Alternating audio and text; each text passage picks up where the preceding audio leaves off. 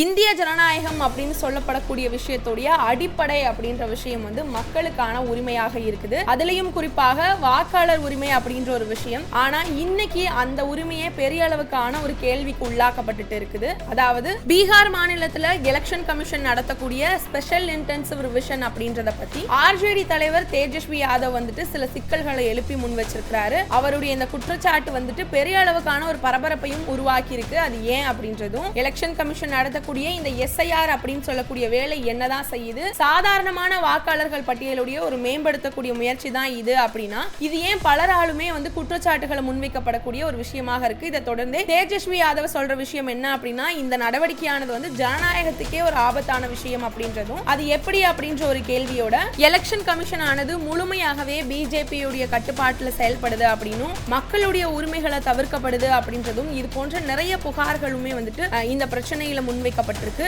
அதோட பீகார்ல ஏற்கனவே 88% வாக்காளர்களுடைய விவரங்கள் அப்படின்ற விஷயம் வந்துட்டு சேகரிக்கப்பட்டிருக்கு. ஆனா சில குறிப்பிட்ட நபர்களுடைய சுய விவரங்கள் அப்படின்றது சரியா இன்னுமே பதிவு செய்யப்படல அப்படின்ற ஒரு விஷயம் தான்.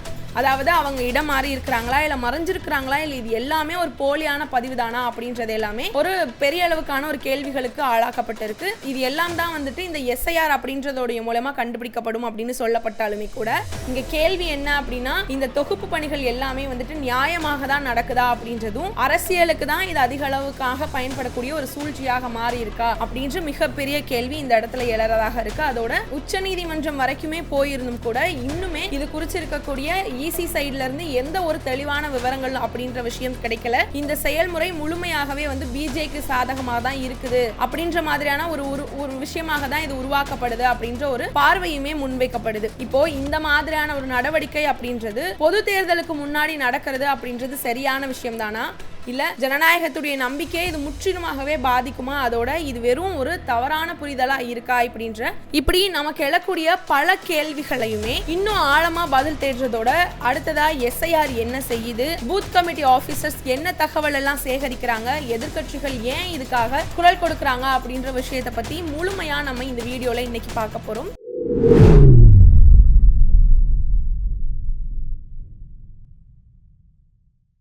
கோபாசை நண்பர்களுக்கு வணக்கம். வீடியோக்குள்ள போறதுக்கு முன்னாடி மறக்காம சேனலை சப்ஸ்கிரைப் பண்ணிக்கோங்க.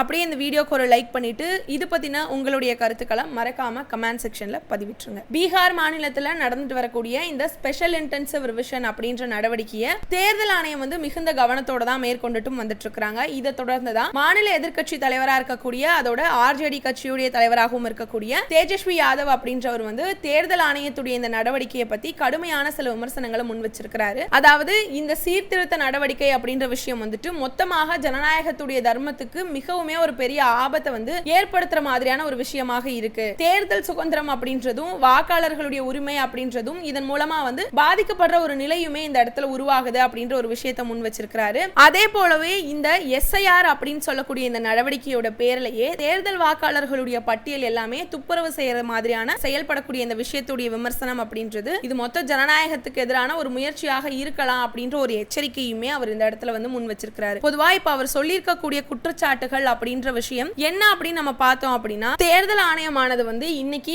பாஜகவுடைய உத்தரவுகளுக்கு இணங்க தான் வந்துட்டு ஒரு அமைப்பா வந்து அது செயல்பட்டு இருக்கு அப்படின்ற ஒரு குற்றத்தை சுமத்தி இருக்கிறாரு. அதே போல வந்துட்டு பிரஜைகள் தங்களுடைய வாக்குரிமையை பத்தி விழிப்புணர்வு பெறக்கூடிய வகையில தான் ஆய்வுக்கான பணிகளை வந்துட்டு மேற்கொண்டுட்டு இருக்கோம். அதோட உச்ச நீதிமன்றத்திலயுமே வந்து இந்த விவகாரம் தொடர்பா வழக்கு தொடர்ந்திருக்கும். உச்ச நீதிமன்றம் வந்து சில முக்கிய உத்தரவுகளையும் வழங்கியதுக்கு அப்புறமா கூட எலெக்ஷன் கமிஷனுடைய தலைவரா இருக்கக்கூடியவர் எந்த விதமான ஒரு தெளிவான விளக்கங்களையுமே இப்போ வரைக்கும் வழங்கல அப்படின்ற ஒரு விஷயத்தையும் முன் வச்சிருக்கிறாரு. அதோடவே இந்த எஸ்ஐஆர் அப்படின்னு சொல்லக்கூடிய இந்த நடவடிக்கைக்கு அவங்க வந்து எதிர்ப்பு தெரிவிக்கல அப்படின்னாலும் கூட அவங்க இதை நடத்தக்கூடிய ஒரு முறை அப்படி அதாவது நடத்திட்டு வரக்கூடிய விதம் அப்படின்றது மிகவுமே ஒரு கவலைக்கிடமான ஒரு விஷயமாக இருக்கு அப்படின்ற ஒரு விஷயத்தையுமே அபிப்பிராயமாக வந்துட்டு அவர் வலியுறுத்தி இருக்கிறாரு. இது மூலமாக வந்துட்டு தேஜஸ்வி வந்து எலெக்ஷன் கமிஷனுடைய நடத்தை பத்தி சந்தேகங்களை எழுப்புறதோடவே இந்த எஸ்ஐஆர் அப்படின்னு சொல்லக்கூடிய நடவடிக்கையுடைய பரிமாணங்களை மதிப்பீடு செய்யறது போலவும் ஜனநாயக சட்டங்களுக்கு நியாயபூர்வமான சில நடைமுறைகளை பின்பற்றணும் அப்படின்ற விஷயத்தையும் வலியுறுத்தி இருக்கிறாரு. அதோடவே இதுவரைக்குமே இந்த எலெக்ஷன் கமிஷனுக்கு எதிராக 4 மையங்கள்ல கடுமையான நடவடிக்கைகளை எடுக்கவுமே அவர் திட்டமிட்டு இருக்கிறாரு. அதாவது நாட்டுடைய முக்கிய தலைவர்களுக்கு எல்லாத்துக்கும் கடிதம் அனுப்பி இருக்கிறாரு. அதே போல இந்திய கூட்டணியில் இருக்கக்கூடிய முக்கிய கூட்டங்களை பங்கேற்க இருக்கிறதாகவும் அவர் குறிப்பிட்டிருக்கிறாரு. அடுத்ததாக ஆகஸ்ட் 19ஆம் தேதி அன்னைக்கு காங்கிரஸ் தலைவராக இருக்கக்கூடிய மல்லிகார்ஜுனா கார்கே குர்கோவின் வசதி இருக்கக்கூடிய கூட்டத்துல பங்கேற்க இருக்கிறதாகவுமே அவர் தெரிவிச்சிருக்கிறாரு. இதுக்கு அடுத்ததா இப்போ இந்த ஸ்பெஷல் இன்டென்சிவ் ரிவிஷன் அப்படின்ற ஒரு நடவடிக்கைக்கு கீழே மக்கள் தங்களுடைய வாக்காளர்கள் விவரத்தை புதுப்பிக்கிறதுக்காக சமர்ப்பிச்சிருக்காங்க. இது பத்தின ஒரு பகிரங்கமான புள்ளி விவரத்தை தான் தேர்தல் ஆணையம் வெளியீடு செஞ்சிருக்காங்க. அதாவது 2025 ஜூன் 24 நிலவரப்படி பார்க்கும்போது இது பீகார்ல மொத்தமா 7.89 கோடி வாக்காளர்கள் பதிவாகி இருக்கிறாங்க அப்படின்ற விஷயத்தை தேர்தல் ஆணையம் தெரிவிச்சிருக்காங்க. இவங்கள 6.99 கோடி வாக்காளர்கள் தங்களுடைய விவரங்களை எனுமரேஷன் அப்படின்னு சொல்லக்கூடிய ஃபார்ம் மூலமா அவங்க சமர்ப்பிச்சிருக்காங்க. இது மொத்த வாக்காளர்களே 88.65% இருக்கு. அதோட 6.47 கோடி பேர் இணையதளத்து மூலமா அவங்களுடைய விவரங்களை பதிவு செஞ்சிருக்காங்க. இது பார்க்கும்போது அதாவது மொத்த பதிவுகள்ல 81.96% இருக்கு. இது டிஜிட்டல் மாறுபாடுகளை அதிகமா பயன்படுத்தக்கூடிய வேகம் இருக்கக்கூடிய ஒரு நகர்வை நோக்கி துல்லியமா பிரதிபலிக்கிற விஷயமாக இருக்கு. அப்போ 6.85% வாக்காளர்கள் அதாவது 5.40 லட்சம் பேர் தங்களோட விவரங்களை இதுவரைக்குமே சமர்ப்பிக்கல அப்படின்ற விஷயத்தை எலெக்ஷன் கமிஷன் தெரிவிச்சிருக்காங்க. இங்க பூத் லெவல் ஆபீசர்ஸ் நடத்தி இருக்கக்கூடிய இந்த கணக்கெடுப்போட மதிப்பீட்டோட அடிப்படையில பார்க்கும்போது தகவல் சமர்ப்பிக்காத வாக்காளர்களுடைய நிலை இப்போ எப்படி இருக்கும் அப்படின்றதுனா நிலையான முகவரி இல்ல அப்படின்றது 4.50% இருக்கு. மரணம் அடைஞ்சிருப்பாங்க அப்படின்ற மாதிரி நம்ம கருதுறதாக இருக்கிறது 1.59% இருக்கு. நிரந்தரமாக வேறுபட்டிருக்கக்கூடிய இடத்துக்கு அவங்க இடம் பெயர்ந்திருக்கிறாங்க அப்படின்றது 2.2% இருக்கு.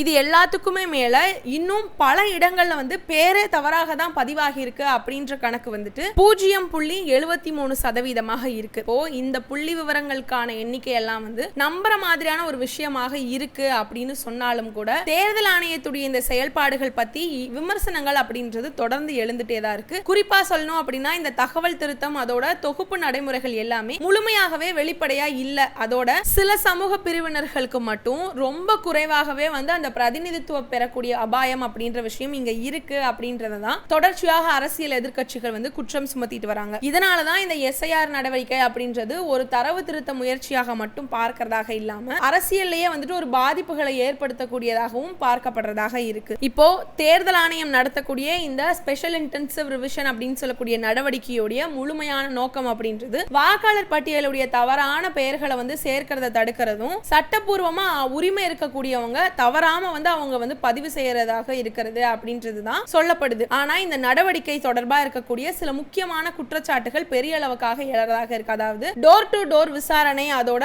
தகவல் திருத்த முயற்சிகள் முழுமையாக வெளிப்படையான ஒரு விஷயமாக இல்ல அப்படின்றதும் இடம் மாறி இருக்கிறவங்க இல்ல மரணம் அடைஞ்சிருக்கக்கூடிய உங்களுடைய விவரங்கள் அப்படின்றது சேகரிக்கிற விஷயம் சீரா நடக்கல இன்னும் அப்படின்றதும் இதனால சட்டப்பூர்வமா உரிமை இருக்கக்கூடிய சிலருடைய பட்டியல் அப்படின்றது இந்த இடத்துல இருந்து நீக்கப்படுறது போல அபாயங்களும் உருவாகும் அப்படின்ற ஒரு பார்வை தான் பார்க்கப்படுறதா இருக்கு. இந்த மாதிரியான சந்தேகங்கள் அப்படின்றது ஜனநாயகத்துக்கு வாக்காளர் உரிமைகளுக்கு பெரிய ஒரு சவாலாக மாறிடும் அப்படின்றதும் இங்க குறிப்பிட வேண்டிய ஒரு விஷயமாக பார்க்கப்படுது. மேலும் வாக்காளர் பட்டியலில் இருக்கக்கூடிய முக்கிய புள்ளிகளை சரி செஞ்சா பொதுவாக மக்கள் உரிமைகள் காப்பாற்றக்கூடிய வகையில அவசியமானதாக இருக்கு. ஆனா இந்த திருத்தங்கள் அரசியல் ரீதியாக துஷ்பிரயோகமாக மாறும்போதுதான் இது பொது வாழ்க்கையில பெரிய ஒரு கருத்துறவை ஏற்படுத்தக்கூடிய அபாயமும் இந்த இடத்துல ஏற்படுது.